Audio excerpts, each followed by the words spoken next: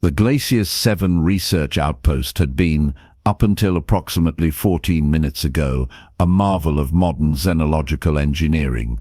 17 prefabricated habitat modules, arranged in a perfect hexagonal pattern, connected by pressurized walkways that hummed with the confidence of a civilization that had conquered atmospheric flight before humans discovered bronze. The outpost housed a crew of 8 researchers studying the peculiar crystalline formations that grew like frozen flowers beneath the planet's ice sheets. Formations that supposedly held secrets about exotic matter states, or dark energy, or some other phenomenon that would revolutionize faster than light travel. You know, the usual galaxy-saving science that always seemed to happen on planets where the weather actively tried to murder you. The crew itself represented the Galactic Research Consortium's idea of diversity.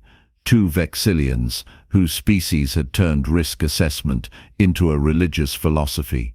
A Thoraxian, whose exoskeleton could theoretically withstand pressures that would compact a human into a dense cube. 1 Quillari, whose environmental suit was worth more than a small moon. 2 Centauri twins, who shared a telepathic bond and an annoying habit of finishing each other's sentences. A Morphasian, whose species had evolved past the need for fixed forms millennia ago, and 1 human, just the one. Because apparently, when you're staffing a remote ice planet outpost, you only budget for a single representative of the species that had clawed its way to space travel through sheer bloody-minded stubbornness. The storm had arrived with the subtlety of a Thoraxian war fleet, and the fury of a Quillari denied their afternoon meditation. Weather forecasting models had predicted mild atmospheric disturbance, roughly equivalent to a gentle spring breeze. Those models had been designed by the same Vexillian computational experts who had calculated a 0.03% chance of catastrophic structural failure. Mathematics, as it turned out, had a wicked sense of humor.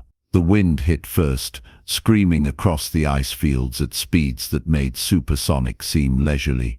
Then came the ice particles, each one accelerated to velocities that transformed atmospheric moisture into microscopic ballistic projectiles. The temperature, already inhospitable at -40 degrees, plummeted another 60 degrees in the span of heartbeats. And finally, just to add insult to imminent hypothermia, the electromagnetic interference that came with Glacius 7's particular brand of ice storms fried every piece of sophisticated communications equipment in a spectacular light show that would have been beautiful if everyone hadn't been too busy screaming. The habitat modules, those paragons of advanced engineering, folded like paper sculptures in a hurricane. Pressurized walkways tore free with sounds like metallic screams. Power generators sparked, sputtered, and died with what could only be described as electronic resignation. Emergency shelters deployed automatically and were immediately shredded by winds that laughed at engineering specifications. In the span of 4 minutes, 17 modules of xenological pride became 17 modules of very expensive debris scattered across a kilometer of ice. The crew, operating on the universal biological imperative of not dying immediately, had managed to cluster together in the twisted remains of what had been the central laboratory module. It now resembled abstract art, titled something like hubris, or perhaps regret. They huddled together, 8 beings from 7 different worlds, united in their terror and the dawning realization that their fancy technology had just been thoroughly humiliated by frozen water moving quickly. When the storm finally paused, as storms sometimes do when they need to catch their breath before round 2, the crew emerged into devastation that would have made a disaster relief coordinator weep. Everything, and it cannot be stressed enough how comprehensive everything was, had been destroyed. Food stores scattered across the ice like the galaxy's most depressing treasure hunt. Medical supplies buried under debris. Communications array now existed only in the philosophical sense that its component atoms were still somewhere on the planet. The backup communications array had apparently decided that being a backup was overrated. The temperature readout on the one surviving environmental monitor displayed -93 degrees, with the kind of cheerful precision that made you want to punch it. Commander Zelith, the senior Vexillian, performed a rapid threat assessment with the efficiency his species was known for. His conclusion: they were all going to die. His secondary conclusion: they were going to die slowly enough to really think about it. His tertiary conclusion: the paperwork explaining this incident would be absolutely nightmarish if anyone survived to file it. The Quillari, whose name translated roughly to 17 harmonious concepts of transcendent thought, but who everyone called Harmony because life was too short, stood perfectly still. Her species dealt with stress through meditation. Unfortunately, her meditation chamber was currently somewhere in low orbit, and meditating in -93 degrees, while wearing a damaged environmental suit was less transcendent enlightenment and more transcendent frostbite. The Morphasian, currently shaped like something between a bear and a very concerned boulder, was cycling through forms rapidly. A nervous tic that suggested their shape-shifting abilities were not, in fact, going to help them shape-shift into something that didn't require warmth to maintain consciousness. The Zentari twins, Crix and Vex, huddled together and began the telepathic equivalent of panic screaming at each other, which helped absolutely nothing, but at least they were panicking in stereo. The Thoraxian, whose actual name was unpronounceable, but who went by Rex because humans had nicknamed him, and it had stuck, stood firm despite his shattered exoskeleton plating. His species prided themselves on resilience. He was discovering that resilience and imperviousness to cold were not, technically speaking, the same thing. And then there was the human, Marcus Chen, assistant engineer, general maintenance specialist, and the only member of the crew who looked at the apocalyptic destruction with something other than existential despair. He stood there, and this disturbed everyone more than the actual disaster, surveying the wreckage with the expression of someone reviewing a moderately annoying to-do list. The human had been hired because consortium regulations required at least one crew member with what they called practical mechanical skills, which was bureaucratic code for someone who could fix things with their hands instead of recalibrating quantum field harmonics. Humans had a reputation for this sort of thing. Something about evolving on a death world where everything from the weather to the local fauna actively tried to kill them had made them remarkably good at solving problems with limited resources and spite. Marcus started walking through the debris field with purposeful strides that suggested he had a plan. This was unusual because, as the Vexillians could tell you, proper crisis response involved at minimum 17 minutes of threat assessment before taking any action. The human was already taking action. How primitive. Right, Marcus said, his voice cutting through the wind with the kind of matter-of-fact tone usually reserved for discussing lunch options. We need shelter first. Temperatures dropping and round 2 of that storm will hit in maybe 90 minutes. Rex, you're with me. We're pulling structural panels. Commander, I need you and Crix finding any intact thermal cells. Vex, gather all the emergency blankets you can find. Harmony, food stores, anything that's still sealed. Morphasian, you're on equipment salvage, anything that looks useful. Move now, freeze later. There was a moment of stunned silence. The human had just given orders to a commander, and more shocking, had suggested they do physical labor in sub-zero temperatures without first convening a committee to discuss optimal approaches. Commander Zelith's threat assessment subroutines briefly crashed trying to process this deviation from protocol. We should wait for rescue, the commander said, which was Vexillian for "I am terrified and want someone else to fix this. Rescue won't get here before the next storm wave," Marcus replied, already hauling a twisted panel of hull plating toward a relatively sheltered depression in the ice. "Maybe not before the one after that. Communications are dead. Emergency beacons smashed. We're on our own for at least 2 planetary rotations, probably more. So we can stand here calculating our odds of survival, or we can actively improve those odds. Your call, Commander, but I'm building a shelter either way." The human was right, which made it worse. The Vexillian probability matrices agreed completely. Waiting meant death. Action meant a marginally lower probability of death. Rex cracked his mandibles in what might have been a laugh, or might have been his species' equivalent of hysterical resignation. "The human makes sense. This is how I know we are truly desperate." He began moving toward the debris, his damaged exoskeleton clicking ominously. The rest of the crew, operating on the universal principle that following someone with a plan beat standing around waiting to become popsicles, scrambled to their assigned tasks. Marcus worked with the efficiency of someone who had done this before, which was impossible because nobody had done this before. He selected structural panels with barely a glance, somehow identifying which pieces would serve as windbreaks and which were worthless scrap. He positioned them in a rough semicircle against a natural ice ridge, creating a crude wall that blocked the prevailing wind. "This is insane," Harmony said, her translator struggling with the meditation techniques she was using to avoid complete panic. "We are constructing primitive dwellings. My species abandoned such methods 8,000 years ago.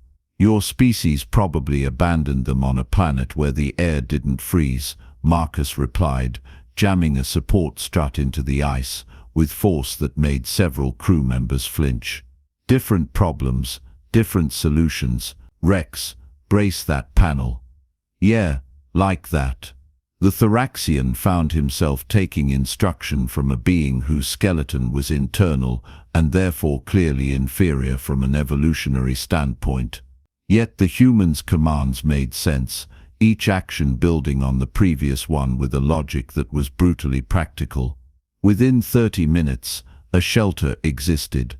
It was ugly, asymmetrical, and violated approximately 47 building codes across 6 different species architectural standards.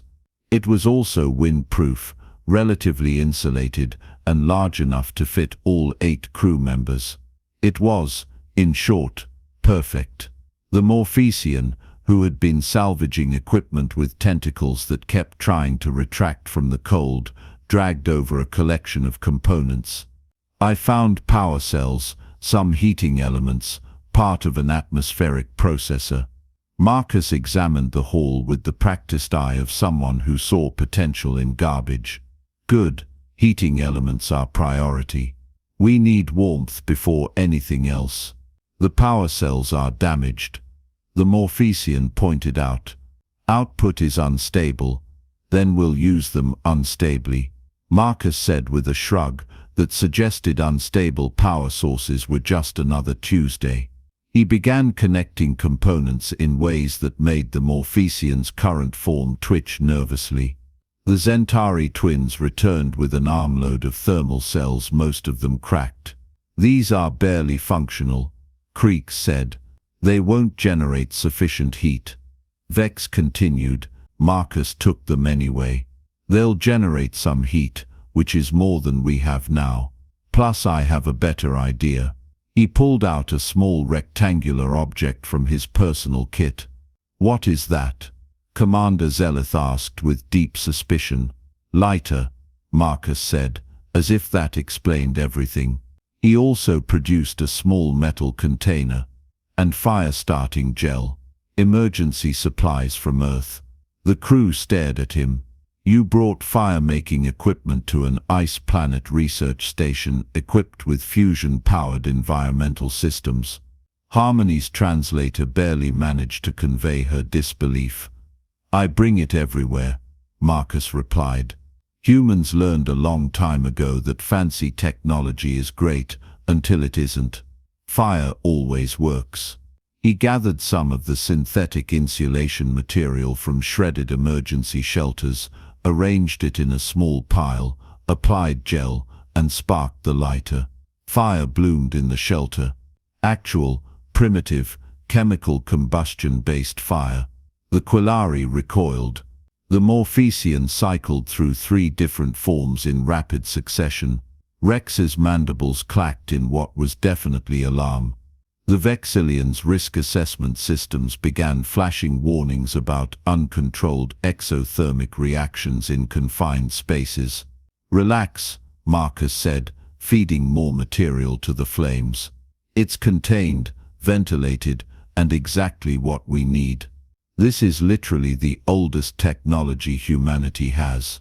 Predates agriculture, predates tools, arguably. We've been doing this for maybe 1,000,000 years. I think I can handle a campfire. The warmth spread through the shelter like a miracle, which it essentially was. The crew, despite their evolutionary advantages and technological superiority, found themselves drawn to the fire like their ancestors had been drawn to the first stars. Heat was heat, regardless of how sophisticated your species was. This is controlled combustion, Harmony whispered with something approaching awe. In a survival situation, you're using chemistry to generate thermal energy. I'm making a fire to keep us warm, Marcus corrected, adding more fuel. But yeah, chemistry is involved. The temperature inside the shelter climbed from lethal to merely hostile. The crew began to thaw, literally and metaphorically. Fingers, tentacles, mandibles, and other appendages regained function. The Morphesians stopped cycling through forms and settled on something resembling a relieved cat. Marcus wasn't finished. While the others huddled around the fire like it was a religious artifact, he was rummaging through the salvaged supplies Harmony had gathered. Sealed food containers, some cracked, some intact. Emergency ration packs designed for various species' metabolisms. A damaged but functional water reclaimer. Anyone hungry? He asked, which was possibly the most absurd question asked on Glacius 7 in its entire research history. We're in survival mode, Commander Zeleth said. Caloric intake is secondary to nothing, Marcus interrupted. Caloric intake is never secondary in survival mode. That's literally the opposite of how survival works. Your body needs energy to maintain temperature. No food means no energy means hypothermia gets you faster. Basic biology. He began opening ration packs, examining contents, making decisions with speed that suggested actual expertise. Okay, Vexillians are methane breathers, but you can process simple carbohydrates. Rex, you need high protein, which we have. Harmony, you're photosynthetic, but I'm betting you have backup metabolic pathways. Zentari, you two share digestive systems, so efficiency there. Morphesian, you can eat literally anything, so you're easy. The crew watched in fascination as the human began preparing food. Not dispensing pre-packaged meals. Actually preparing food. He found a salvaged metal container, cleaned it with ice, filled it with water, and set it near the fire. You're boiling water, Creeks observed. To make it hot, Vex finished. For hot drinks, Marcus confirmed. Humans learned early that hot liquids help maintain core temperature better than cold. Plus, psychological effect. Hot food makes you feel better, even if the caloric content is identical to cold food. Morale matters in survival situations. He produced packets of freeze-dried nutrients, added them to the heating water, stirred the mixture with a salvaged implement. The smell, bizarre and alien to most of the crew, began filling the shelter. It was organic, chemical, and primal in a way their sanitized food dispensers never achieved. "This is soup," Marcus announced, ladling the mixture into whatever containers he could find. "Well, it's soup adjacent. Technically, it's reconstituted emergency rations in hot water, but we're not going to be picky about terminology." He handed out portions. The crew accepted them with the wariness of people who had suddenly realized they were eating food prepared through chemistry and heat rather than molecular reconfiguration and nutritional optimization. The Vexillian commander sipped his portion. His eye stalks widened. "This is acceptable. It's better than acceptable," Rex rumbled, his mandibles working through the hot liquid. "It's warm. When you're freezing, warm food is transcendent." Harmony held her container with both hands, absorbing heat through the material. "I didn't realize food could serve dual purposes. Nutrition and temperature regulation simultaneously. Efficiency," the Morphasian murmured, currently resembling something like a puddle with eyes. "Primitive but effective." The Zentari twins shared their portion, their telepathic bond probably transmitting the experience in stereo. They looked at Marcus with new respect. The human ate his own portion quickly, efficiently, like someone who had done this too many times before. Then he was up again, moving, checking the shelter's integrity, adding more fuel to the fire, making minor adjustments that improved wind resistance by fractions of degrees. "Don't you rest?" Commander Zelith asked. "I'll rest when the next storm passes and we have secure shelter," Marcus replied. "Right now we're stable but not safe. The fire needs tending. The walls need reinforcement. That seam there is going to leak air when the wind shifts. Got to stay ahead of problems before they become crises." "Your species has protocols for this," Harmony said. It wasn't a question. "Every human has protocols for this," Marcus said, wedging insulation into the gap he'd identified. "We call it survival instinct. Earth tried to kill us for millions of years. Ice ages, droughts, predators, diseases, other humans. We got good at not dying. It's kind of our thing." The night stretched on with the peculiar quality of time that exists in survival situations, where minutes feel like hours but hours pass like minutes. The storm returned as promised, hammering the shelter with renewed fury. The crew listened to the wind scream outside, warm and fed and alive because a human had refused to accept death as the probable outcome. They talked because humans had also learned that talking helped. Sharing experiences, building bonds. Commander Zelith admitted that Vexillian risk assessment protocols hadn't included protocols for when all risk assessment equipment was destroyed. Rex shared stories of his world's survival traditions, which mostly involved having a very hard shell and being extremely stubborn. Harmony discussed meditation techniques for accepting mortality, which was less helpful than she'd hoped. The Zentari twins finished each other's sentences about how telepathy was great until you were both panicking and creating a feedback loop of terror. The Morphasian confessed that shape-shifting was surprisingly useless when every available shape was still vulnerable to freezing. Marcus told stories about Earth, about humans who had survived in deserts, jungles, oceans, mountains. About the time his grandfather had been stranded in a blizzard and survived by building a snow cave and waiting it out. About humanity's long history of looking at deadly environments and saying, "Not today, universe. Your species is ridiculous," Commander Zelith said, but there was warmth in his voice beyond what the fire provided. "We know," Marcus agreed. "But we're alive ridiculous, which beats the alternative. The storm cleared by morning, or what passed for morning on a planet that had given up on sensible day-night cycles. The shelter had held, the fire had lasted, the crew had survived. The rescue ship arrived 6 hours later, its sophisticated sensors finally able to penetrate the electromagnetic interference. The rescue team, expecting to find bodies or at worst survivors in critical condition, instead found 8 researchers in a crude shelter around a fire, eating hot food and looking remarkably not dead. The rescue captain, a Vexillian with impressive credentials and even more impressive confusion, surveyed the camp. "What happened here? Storm ate our camp," Marcus said, poking the fire with a stick. "So we built a new one." "With fire," the captain said flatly. "Fire's very useful," Marcus agreed. "And debris, also useful. You violated approximately 90 safety protocols. I violated them alive, which I feel is the important detail."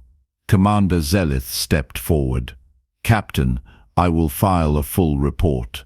But I want it noted that human Marcus Chen's actions directly resulted in 0 casualties in what should have been a complete loss scenario. His primitive survival techniques proved more effective than our advanced technology. That's because our advanced technology was scattered across a kilometer of ice," Marcus pointed out. "Not really a fair comparison." "Nevertheless," Rex added, his repaired translator, making his voice a deep rumble, "the human's instincts saved us. His species' evolution prepared him for exactly this scenario." The Zentari twins nodded in unison. "We recommend immediate protocol updates," Crix said, "including primitive survival training for all deep space personnel." Vex continued. Harmony, still meditating, but now more from habit than panic, opened one eye. "I have achieved enlightenment. It involves fire and soup." The Morphasian, currently resembling a grateful blob, added, "We should hire more humans." The rescue captain processed this information with the speed of someone whose entire worldview was being recalibrated. "I see. We'll arrange transport immediately."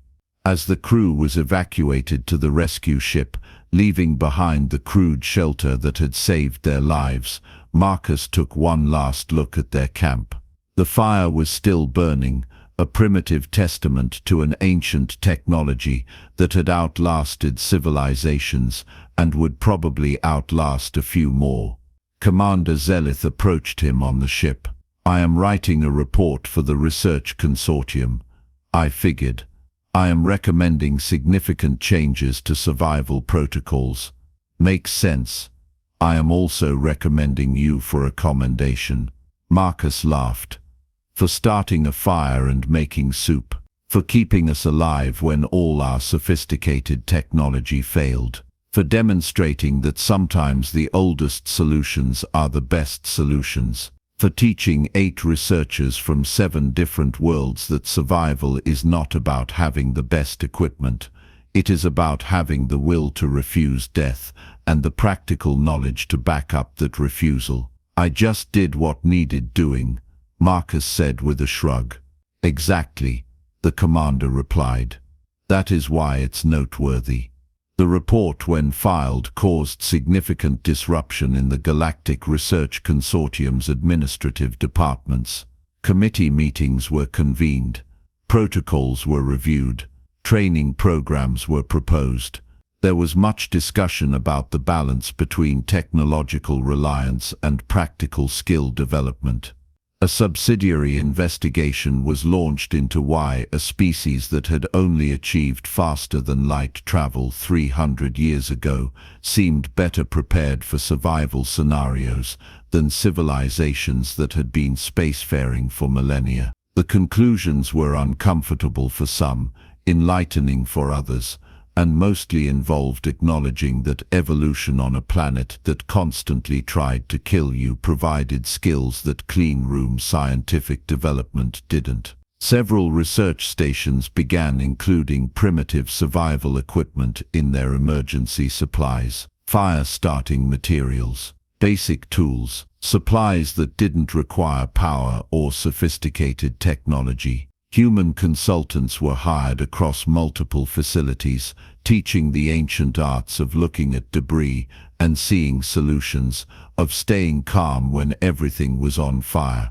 both literally and metaphorically. The incident became a case study. The storm that devoured a camp, the human who rebuilt walls, lit fires and fed a shivering crew. Proof that sometimes the most advanced solution was the one your ancestors had used 10,000 years ago. Marcus Chen returned to Earth for mandatory rest and psychological evaluation after his ordeal. The evaluation noted that he seemed remarkably unbothered by the experience, which he attributed to having gone camping as a child, and this being basically the same thing with more aliens and better education on proper shelter construction. He received his commendation at a ceremony he found deeply embarrassing. He received offers from 17 different research facilities wanting to hire him. He received a politely worded inquiry from the Vexillian government about whether he would consider teaching a course on practical survival techniques, because apparently their species had optimized risk assessment so thoroughly they'd forgotten how to actually respond to risks. He accepted none of the offers. Instead, he returned to rotation at remote research stations, going where sophisticated technology met environments that didn't care about sophistication. Someone had to be there when the storms came, when the equipment failed, when survival came down to knowing how to start a fire and refuse to die. The galaxy was vast and full of wonders. Advanced civilizations spanned thousands of worlds. Technology performed miracles daily. But on a remote ice planet where a storm had devoured a camp, a simple truth had been relearned by species who had forgotten it.